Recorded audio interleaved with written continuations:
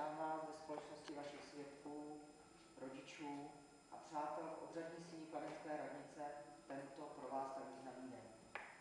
Rozhodli jste se, že dnešním dnem spojíte dva životy v jeden a dále společně půjdete po cestách radosti i starostí, které provázejí každé manželství.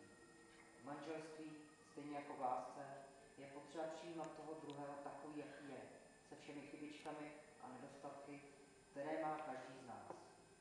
Vzájemná důvěra, pochopení a tolerance vám pomohou překlenout těžkosti, které přijdou. Pokud se v nich vzájemně podpoříte, tak vyjdete posílení a vaše manželství bude pevné a spokojené. Jsem přesvědčen, že váš vzájemný život bude naplněn štěstím a radostí, pokud budete žít ve vzájemné úctě a vzájemné odpovědnosti jeden ke druhému.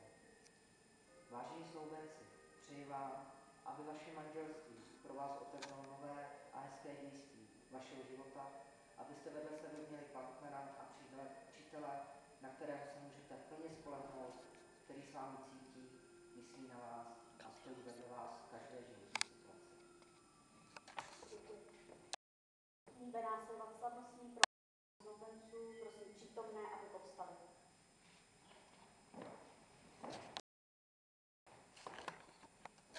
Vážení snoubenci, protože jste splnili všechny zákonné předpoklady pro uzavření platného manželství, táži se vás, pane ženichu, zda dobrovolně vstupujete do manželství s přítomnou nevěstou, slečnou Katarínou